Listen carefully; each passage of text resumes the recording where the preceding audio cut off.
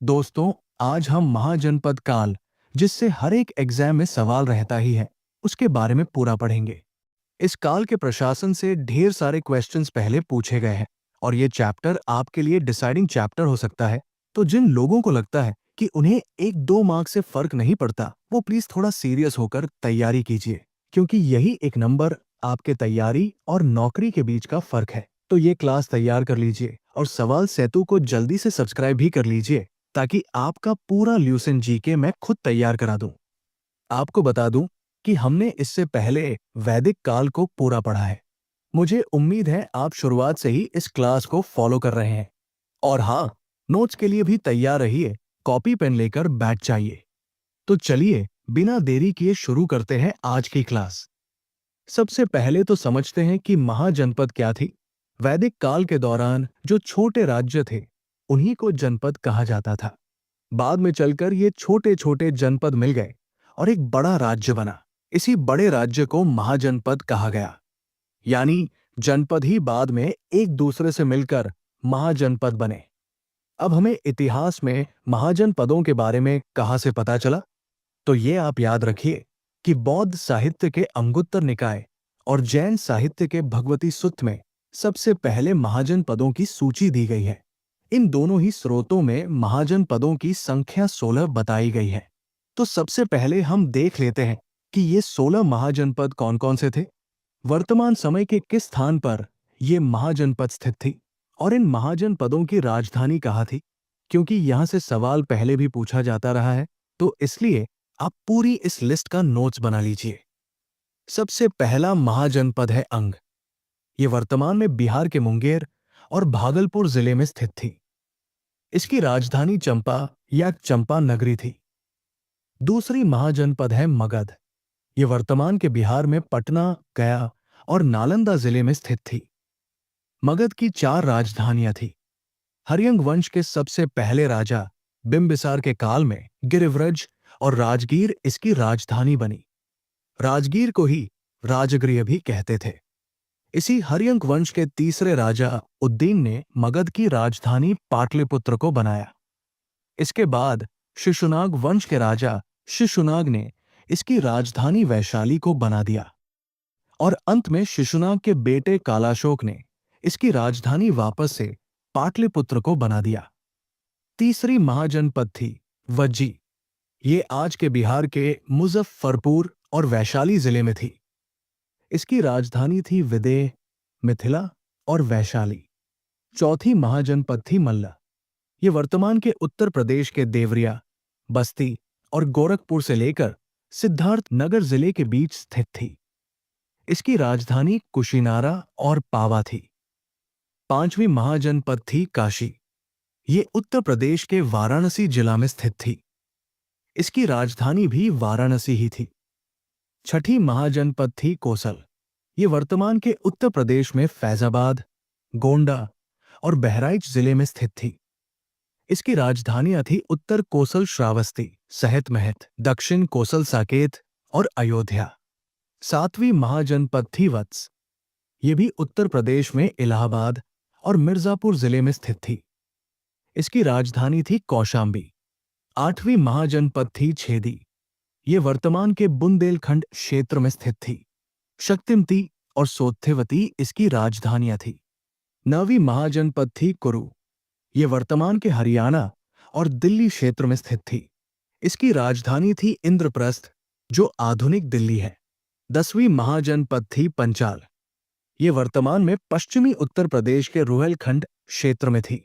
उत्तरी पंचाल की राजधानी थी अहिच्छत्र और दक्षिणी पंचाल की राजधानी थी काम्पिल्य। 11वीं महाजनपद थी शूरसेन, जो उत्तर प्रदेश के ब्रज मंडल में स्थित थी और इसकी राजधानी मथुरा थी। 12वीं महाजनपद थी मत्स्य। ये वर्तमान के राजस्थान में अलवर, भरतपुर और जयपुर के इलाके में स्थित थी। इसकी राजधानी थी विराटनगर। 13वीं महाजनपद का नाम था अवंती और ये वर्तमान के मालवा क्षेत्र में स्थित थी। राजधानी की बात करें तो उत्तर अवंती की राजधानी थी उज्जैनी, जबकि दक्षिण अवंती की राजधानी थी महिष्मती। 14वीं महाजनपद थी अश्मका। ये महाजनपद वर्तमान के नर्मदा और गोदावरी नदियों के बीच स्थित थी। इसकी राजधानियां थी पोटाना और पाटली। 15वीं महाजनपद थी गांधार। ये वर्तमान के पाकिस्तान और अफगानिस्तान का पश्चिमी भाग में स्थित थी। इसकी राजधानियां थी तक्षशिला और पुष्कलावती। और अंतिम 16वां महाजनपद थी कंबोज। ये वर्तमान पाकिस्तान के हजारा जिले में स्थित थी। इसकी राजधानियां थी राजापुर और हटाका। तो 16 महाजनपदों के नाम, उनकी भौगोलिक स्थिति और उनकी राजधानियां आपका तैयार हो गया। साथ ही आपको ये भी तैयार हो गया कि ये 16 महाजनपदों की लिस्ट हमें बौद्ध साहित्य के अंगुत्तर निकाय और जैन साहित्य के भगवती सुत्त से मिली है। तो चलिए अब आगे बढ़ते हैं। वहां की शासन व्यवस्था की बात करें तो महाजनपद काल में राज्य दो प्रकार के होते थे। एक था राजतंत्रीय, जहां राजा का शासन होता था, और दूसरा था गैर राजतंत्रीय, जिसे गणतांत्रिक राज्य भी कहते थे। यहाँ राजा लोगों द्वारा चुना जाता था। राजशाही राज्य में जो महाजनपद आते थे वो थे अंग, मगध, काशी, कोसल, वत्स, चेदी, शूरसेन, मत्स्य, अवंती और गांधार। और गणतांत्रिक राज्य थे वज्जी, मल, कुरु, पांचाल, कंबोज, कपिलवस्तु के शाक्य, रामग्राम के कोलिया और पिप्पलिवन के मौर्य। 6ठी शताब्दी ईसा पूर्व से भारत में 4 राज्यों के बीच वर्चस्व का संघर्ष हो रहा था। ये 4 राज्य थे मगध, कोसल, वत्स और अवंती। लेकिन अंत में मगध साम्राज्य सबसे शक्तिशाली बनकर उभरा और एक साम्राज्य की स्थापना करने में सफल रहा। तो यहां हम समझने की कोशिश करते हैं कि मगध के इतना शक्तिशाली बनने के पीछे क्या कारण थे। तो ये बात आपको पता ही है कि ये महाजनपद काल लौह युग यानी आयरन एज के समय का है। इस समय लोहे का उपयोग हथियार और औजार बनाने के लिए किया जाता था। लोहे की कुल्हाड़ी से घने जंगलों को साफ किया जा सकता था। लोहे के नोक वाले हलफाल से जमीन की अच्छे से जुताई होती थी और इससे अनाज के उत्पादन में वृद्धि होती थी। और ऐसे में मगध की भौगोलिक स्थिति सबसे ज्यादा सहायक हुई। यहाँ बहुत ही अच्छा लोहे का भंडार था और ये एक सबसे प्रभावशाली कारण था मगध के शक्तिशाली होने का। साथ ही मगध मध्य गंगा के मैदान के केंद्र में स्थित था। यहाँ के जंगलों को साफ करने के बाद इसकी जलोढ़ मिट्टी बहुत उपजाऊ निकल गई और इससे खाद्य अधिशेष अधिक बचने लगा। इससे यहाँ समृद्धि आई जो मगध के शक्तिशाली बनने का कारण बनी। मगध को सैन्य संगठन में भी विशेष लाभ मिला। हालांकि भारतीय राज्य घोड़ों और रथों का उपयोग अच्छी तरह करते थे, लेकिन मगध के जंगलों में हाथियों की कमी नहीं थी। वो मगध ही था जिसने अपने पड़ोसियों के खिलाफ युद्ध में बड़े पैमाने पर हाथियों का पहली बार इस्तेमाल किया था। और इन्हीं सब के कारण मगध अधिक शक्तिशाली राज्य बनकर सामने आया। तो मगध की कहानी को और आगे बढ़ाते हैं और अब जानते हैं कि मगध पर किन किन वंशों ने साम्राज्य बनाए और शासन किया। सबसे पहली वंश जिसने मगध पर शासन किया उसका नाम है हर्यंक वंश। मगध के ऊपर इनका शासन 544 ईसा पूर्व से 412 ईसा पूर्व तक रहा। इस वंश का सबसे पहला राजा और संस्थापक था बिंबिसार, जिसे श्रोणी के नाम से भी जाना जाता है। बिंबिसार ने 544 ईसा पूर्व से 492 ईसा पूर्व तक मगध पर शासन किया। बिंबिसार के नेतृत्व में ही मगध प्रमुखता में आया और शक्तिशाली बना। ये बात आपको याद रखनी है कि वे गौतम बुद्ध के समकालीन थे। उन्होंने विवाह के माध्यम से अपने राज्य का विस्तार किया था। उन्होंने कोसल के राजा प्रसेनजीत की पुत्री कोसल देवी से विवाह किया। इस विवाह के बाद उन्हें काशी का एक हिस्सा दहेज के रूप में मिला था। बाद में लिच्छवी के प्रमुख चेटक की बहन चेलाना से विवाह किया। उसके बाद उन्होंने मद्र राजा की पुत्री खेमा से विवाह किया।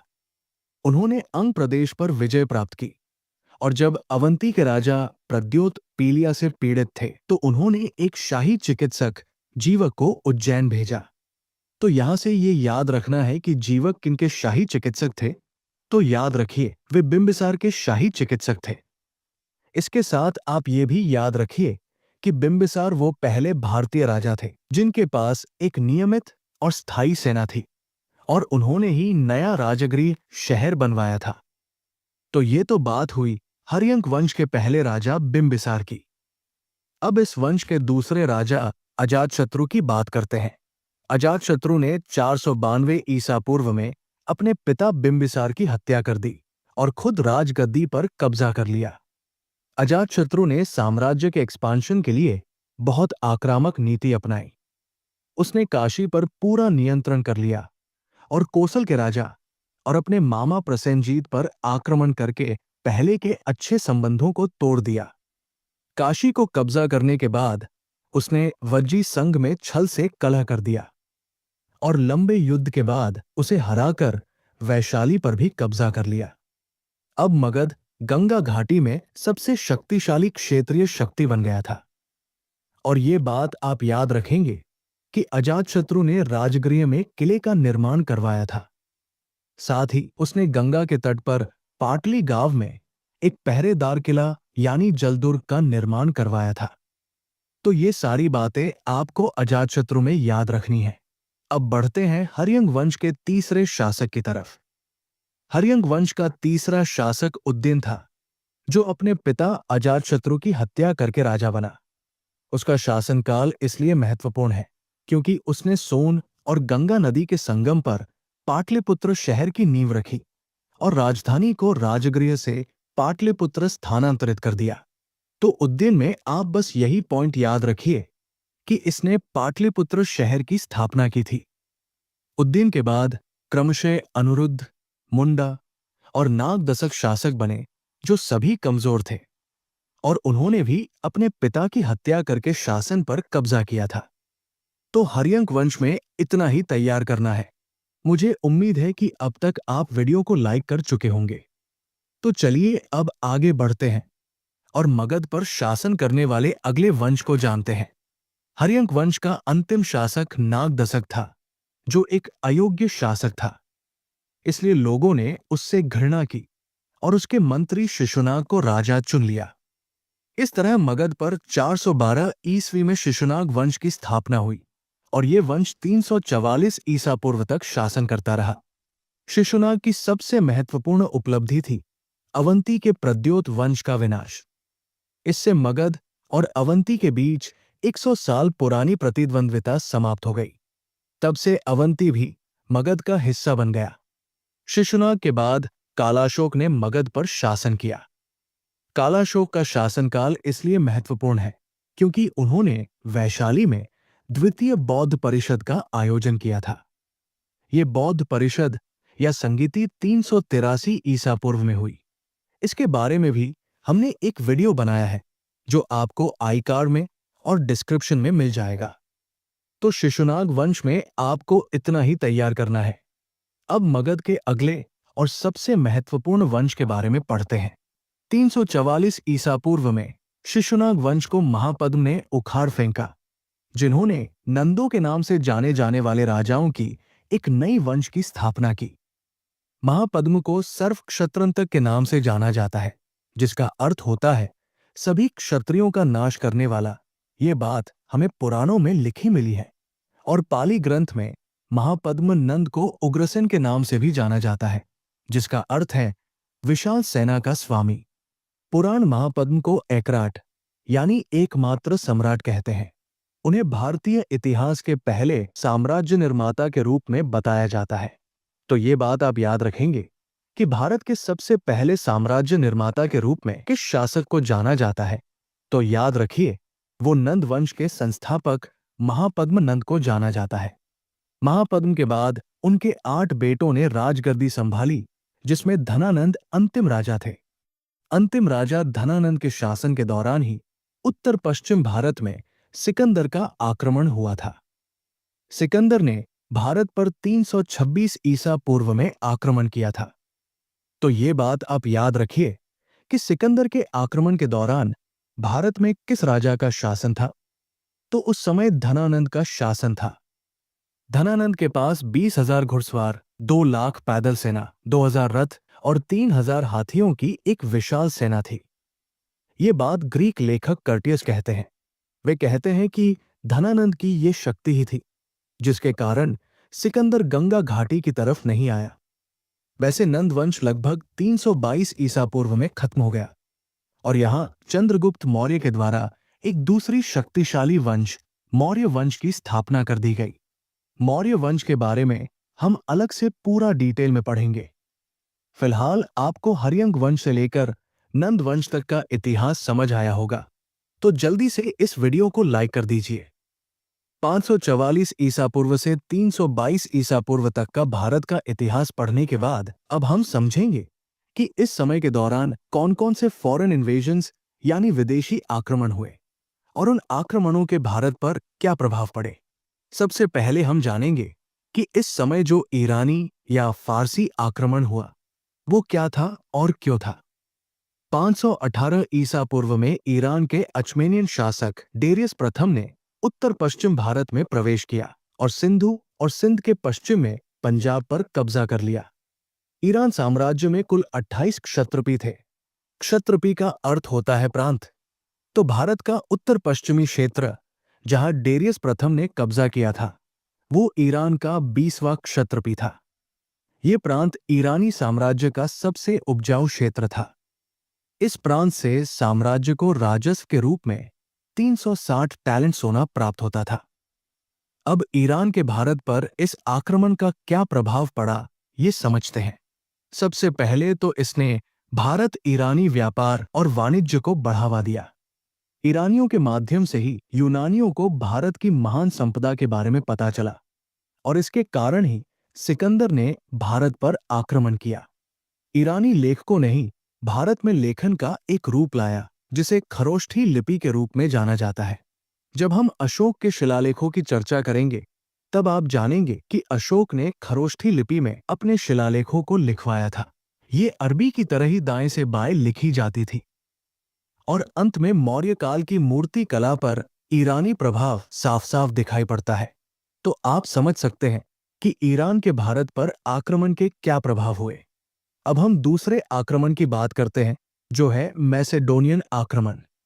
भारत पर यह आक्रमण 326 ईसा पूर्व में सिकंदर ने किया।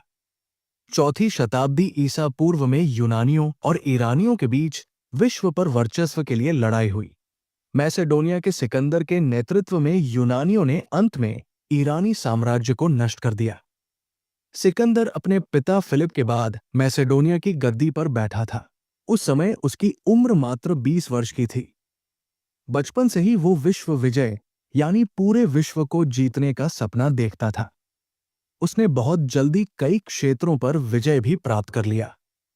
भारत पर विजय प्राप्त करने के लिए सबसे पहले उसने काबुल घाटी और उत्तर पश्चिमी सीमा के पहाड़ी क्षेत्र पर विजय प्राप्त किया और 326 ईसा पूर्व में अटक के पास ओहिन पहुंचा।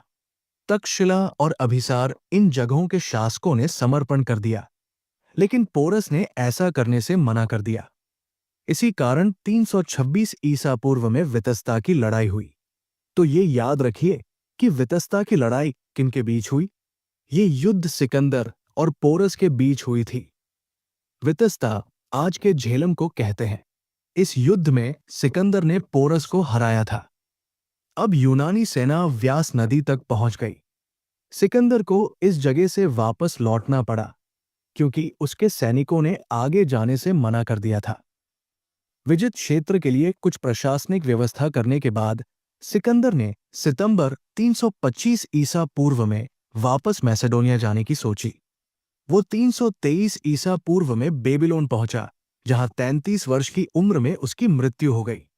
जब सिकंदर की मृत्यु हुई तो कोई भी नए जीते गए साम्राज्य को एक साथ नहीं रख पाया। उसके सेनापतियों के बीच वर्षों तक चले युद्ध के बाद ये छोटे छोटे राज्यों जैसे मैसेडोनिया, बेबीलोनिया और मिस्र इन सब में विभाजित हो गया। अब सिकंदर के आक्रमण का भारत पर क्या प्रभाव पड़ा ये समझ लेते हैं।